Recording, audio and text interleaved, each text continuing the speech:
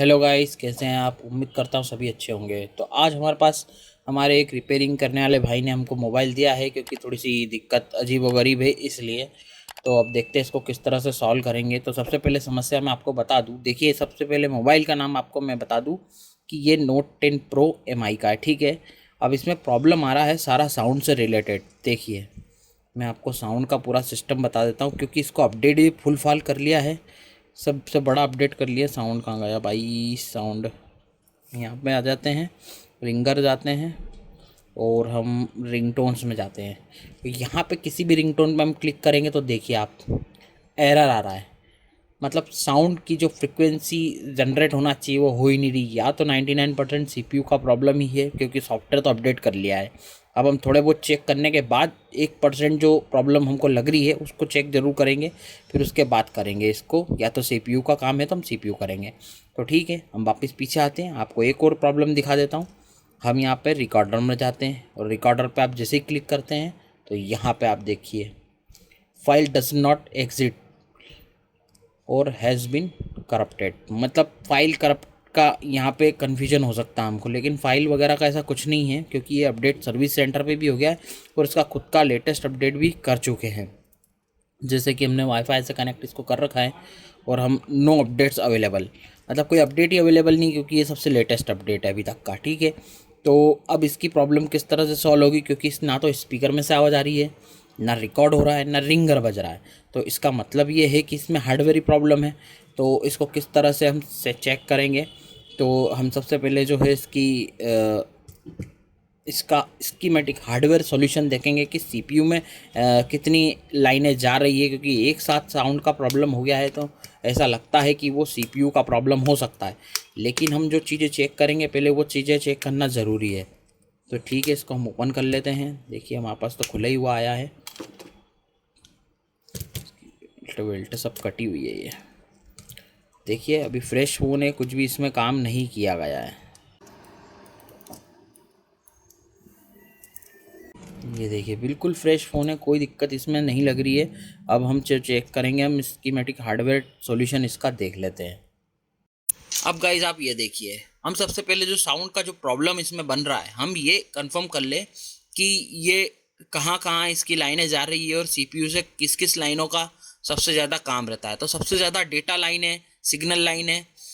जो IC sound की लगी होती है वो तो सिर्फ साउंड को बूस्ट करने का काम करती है, फ्रीक्वेंसी में बदल कर बूस्ट करने का। अब ये यहाँ पे देख लीजिए कितनी सारी लाइनें हैं जो कि सारी सीपीयू से कनेक्टेड है, जो कि स्पीकर माइक से रिलेटेड सारी जितनी भी लाइनें होती है आईसी के थ्रू ही वो सीपीयू में जाती है, क्योंकि सीपीयू का काम है केवल सिग्नल देना और लेना, इन और आउट करना। बाकी सारी छोटी छोटी आईसियाँ जो हमारी साउंड की है, माइक की है, तो ये इनका काम है इसको एम्पलीफाई करना। तो इन सभी आईसी में एक साथ प्रॉब्लम तो हो नहीं सकती। तो इसीलिए मैं जो कह रहा हूँ वो मुझे लगता है कि हमको एक बार सीपीयू का काम करके देखना चाहिए। हमेशा आप इस तरह से चेक ज़रूर करें और उसके बाद ही कंफर्म करने के बाद आप किसी बड़े नतीजे पे पहुँचे। तो ये कंफर्म है कि इसमें सीपीयू का प्रॉब्लम है, इसीलिए मुझे ना आपको दिखाना था। तो आगे अब हम चलते हैं और करते हैं इस पर काम।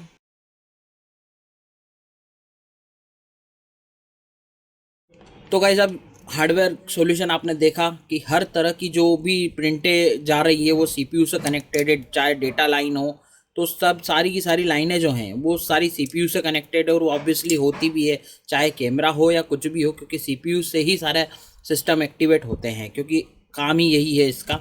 तो अब हम थोड़ा सा चेकअप ये कर लेते हैं कि जो रेजिस्टेंस है वो प्रॉपर है कि नहीं। मैं ये 100% आपको कह सकता हूँ कि इसकी रेजिस्टेंस भी बिल्कुल ओके आएगी, क्योंकि आईसी लगी है इसलिए। यदि आईसी नहीं लगी होती तो हमको पता चल जाता। देखिए, यहाँ पे हम डायोड मोड पे इसको एक बार ले लेते हैं। मैं लाइट जला देता हूँ आपके लिए। अब यहाँ पे हम इसका जीआर चेक कर लेते हैं, इसका फ्रंट वाला स्पीकर जो कि यहाँ का है। तो देख सकते हैं आप यहाँ पे, तो यहाँ पे भी 100% ओके ही आएगी। देखिए, कोई शॉर्टिंग भी नहीं मिलेगी। हम नीचे भी चेक करेंगे। यहाँ इसको सिर्फ अभी लगा लेता हूँ मैं, ये देखिए, क्योंकि रिंगर वाले पॉइंट पे भी हम चेक कर लेते हैं। रिंगर वाले पॉइंट पे ये ठीक है यहाँ से। तो ये देखिए बिल्कुल ओके आएगी। मैंने कहा ना आपको बिल्कुल आएगी, वो चाहे माइक का क्यों ना हो। हम माइक की आईसी पे जाएंगे, आईसी को फिर हटा के फिर सीपीयू की लाइनें चेक करेंगे तो वहाँ हमको बिल्कुल एबनॉर्मल सी रीडिंग मिलेगी। तो वो सीधा सीधा सीपीयू से ही प्रॉब्लम है। तो अब जो है हम इसका सीपीयू उतार करके रिबॉल करके ही चेक कर सकते हैं, बस यही इसका ऑप्शन है, क्योंकि और कोई ऑप्शन नहीं है। इन फ़ोनों में सबसे बड़ी प्रॉब्लम ही यही है, या तो अपडेट कर लो तो इसे दिक्कत हो जाती है, क्योंकि जैसे ही इस पर सीपीयू पे लोड होता पड़ता है किसी भी चीज़ का, क्योंकि अपडेट होता है तो ऑब्वियसली प्रोसेस ज़्यादा हो लगती है और उसकी वजह से सीपीयू ड्राई होके इस तरह से हरकत करने लग जाता है। तो इसकी थोड़ी बहुत हम जाली को कट करेंगे वो तो, और फिर इसके बाद हम जो है सीपीयू को सेपरेट करने का काम कर लेते हैं। यहाँ मेरा साइन कर देता हूँ ताकि किसी को भी गलत ना लगे। तो हम इसकी जाली काट लेते हैं और फिर इसके बाद इस पर सीपीयू पे काम चालू कर देते हैं।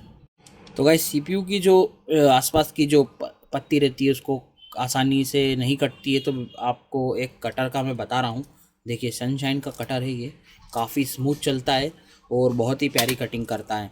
होता क्या है कि हम कटिंग करने के चक्कर में उखाड़ देते हैं, तो ऐसा ना करें, क्योंकि क्या होता है उखाड़ने से बहुत सारी प्रिंट डैमेज हो जाती है और हो सकता है आपका सेट ही डेट हो जाए। तो ये जितना जितना हमको वर्किंग करना है मैंने उतना उतना देखिए काट लिया है। ठीक है, तो इस पर काम करते हैं फटाफट। ये वही बोर्ड है, मैंने कटिंग की जो है वो स्किप कर दी, बाकी बहुत आसान है भाई। कटिंग भी बताने लग जाऊँगा तो फिर वीडियो लंबा हो जाएगा। तो ठीक है, चलिए इसको शुरू करते हैं फटाफट।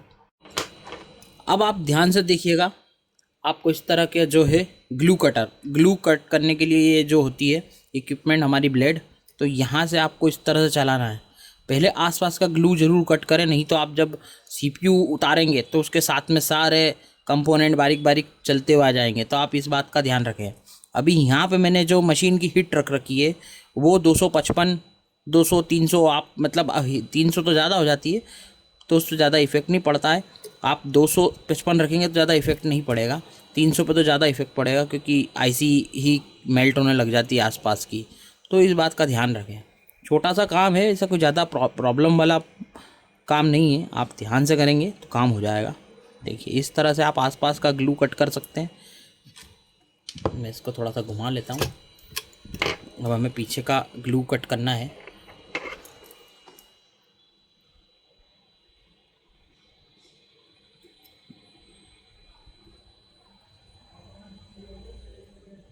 और आप जब भी सीपीयू उतारें तो ये ध्यान रखें कि जो रेजिस्टेंस वगैरह रजिस्टर लगे हैं कोने में, तो वो साथ में न आ जाएं इसके।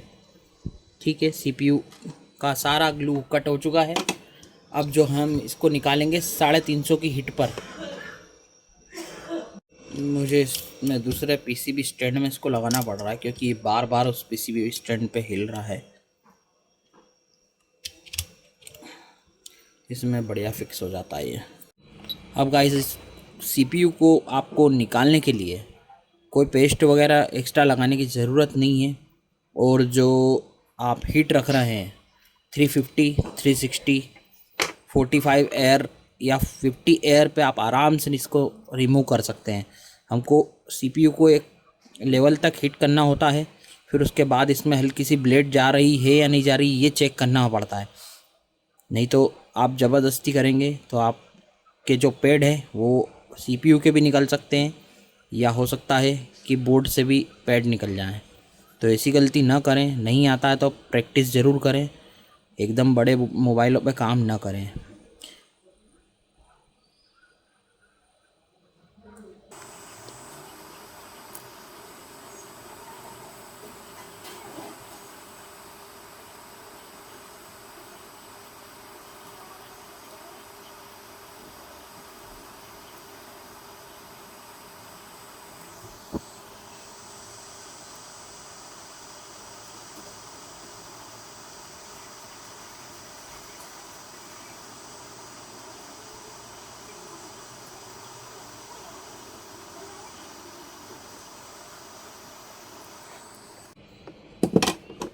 तो ये काफ़ी आसान है सीपीयू निकालना, आप प्रैक्टिस करें।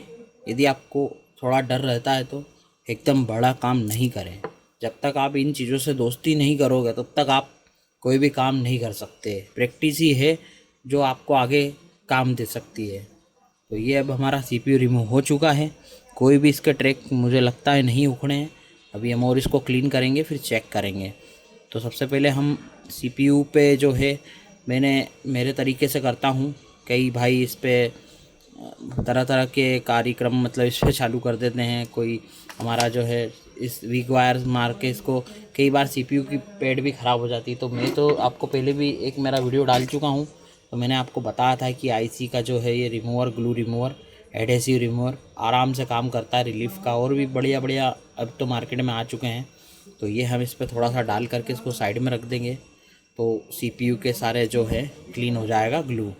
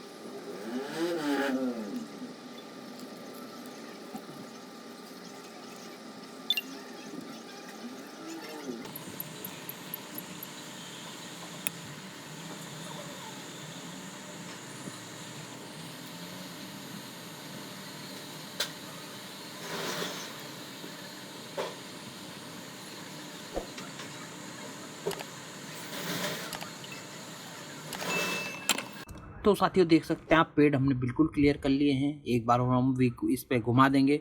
बाकी आप यदि आसपास ग्लू वगैरह लगा रहता है तो इस तरह से आप वही हमारी 255 या 200-250 की हीट पे आप आराम से ग्लू को कट कर सकते हैं, जिससे आसपास ग्लू जो लगा रहता है उसको पूरा निकाल दें। और यहाँ पे भी सरफेस पे वीक लगाने के बाद भी ग्लू रहता है, तो आप माइक्रोस्कोप से ज़रूर चेक करें। हो सकता है कि ग्लू रह जाए और फिर वो पेड़ न लगे, तो इस बात का आप सुनिश्चित कर लें। तो फटाफट आप CPU को रिवॉल्व करके इस पर लगा करके चेक करेंगे।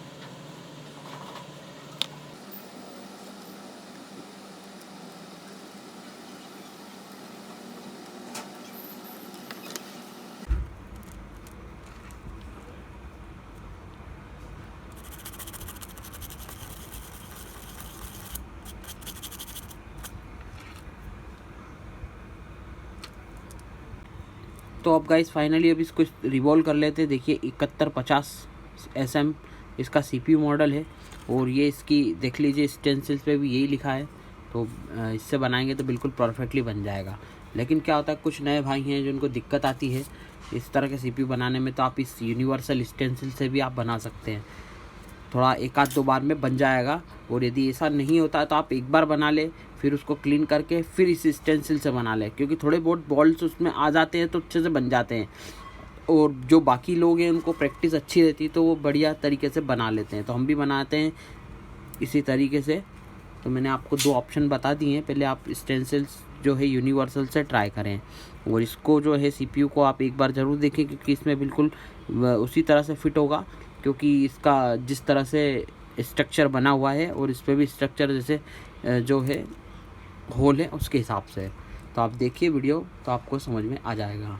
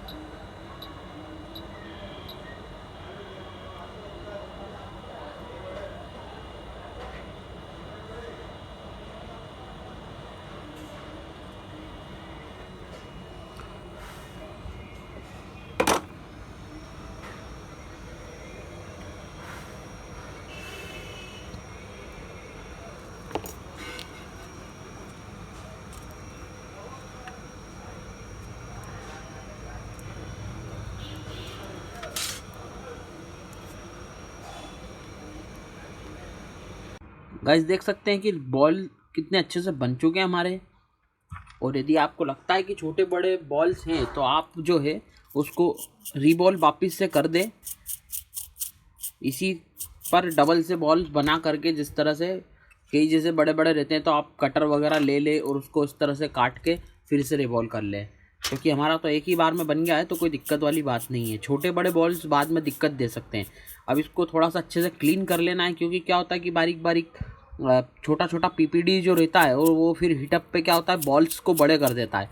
तो बिल्कुल आपको अच्छे से इसकी सफाई करना ज़रूरी है। यही कारण है कि कई लोग CPU बना लेते हैं, अच्छे से काम कर लेते हैं, पर ये छोटी छोटी सी बातों का ध्यान नहीं रखते हैं, जिसकी वजह से वो उनका CPU लगाने के बाद भी फ़ोन सेट चालू नहीं होता है। तो इस बात का ध्यान रखें। आपको उल्टा नहीं रखना है सरफेस कहीं पे भी आपकी टेबल पे CPU को, आपको सीधा ही रखना है, नहीं तो छोटा सा भी यदि उसमें कचरा लगेगा तो फिर वो दिक्कत करेगा। फिलहाल अभी इसको हम साइड में रख देते हैं। अब हम जो है आगे का काम चालू करते हैं। एक बार हम इस पर साफ़ सफाई कर लेंगे जहां हमें CPU लगाना है या कोई सी भी IC को XYZ लगाना है। ठीक है, एक बार आपको रीचेक कर लेना है कि सब बॉल्स का बराबर तो हैं, छोटे बड़े ना हो। अब हमें क्या करना है, यहाँ पेस्ट लगाना है, फैला लेना है अपनी हाथों से चारों कोने तक।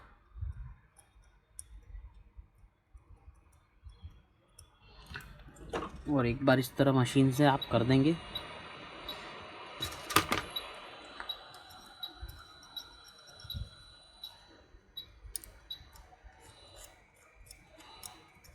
ये देखिए हमने चारों तरफ इसको फैला लिया है पेस्ट को। अब इस पे जो है हम CPU को रखेंगे। CPU की पोजीशन क्या है, यहाँ पे एक बॉल्स नहीं दिख रहा आपको कोने में, और इसमें भी एक बॉल्स नहीं है, तो इसको ऐसे की ऐसा रख देंगे। यदि आप याद रखें तो डॉट भी इधर ही रहता है। यही इसका लगाने का तरीका है। अब हम CPU को एडजस्ट करेंगे।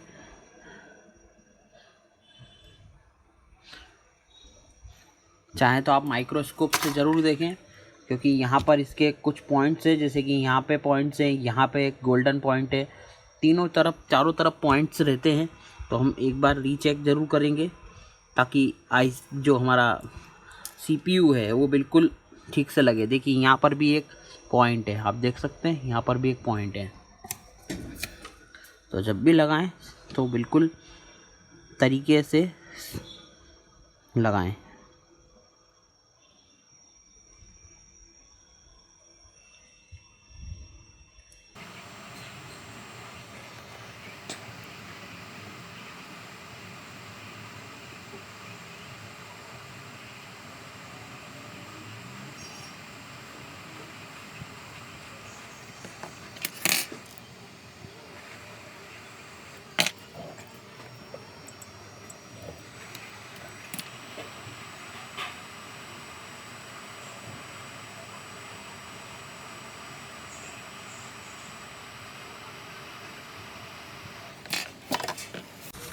हल्का सा शेक जरूर करें, बिल्कुल हल्का सा, ज़्यादा नहीं।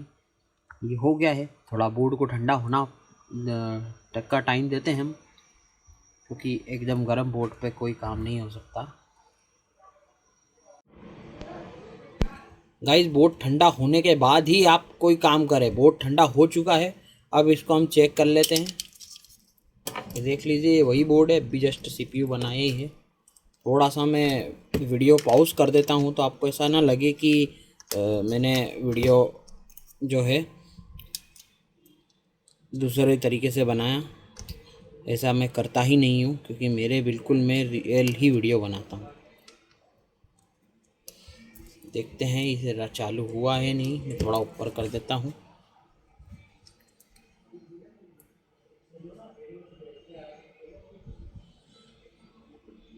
और ये देखिए फ़ोन चालू हो गया है। हम इसको चेक कर लेंगे।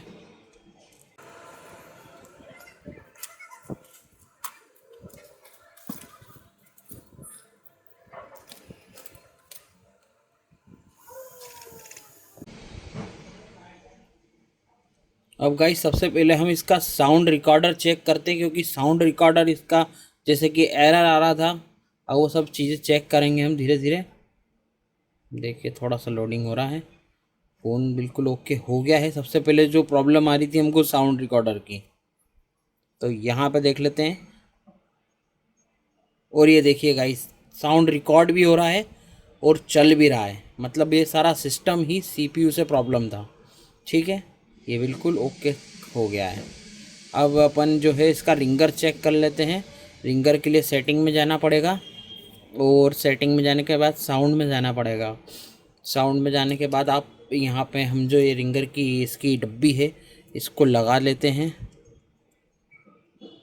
अरे यार, यहाँ तो प्रॉब्लम हो गई है। यहाँ डिस्प्ले भी लगा है, इसमें लगाने में दिक्कत हो रही है। देखता हूँ मैं, कुछ कोशिश करता हूँ। चलिए लग गई।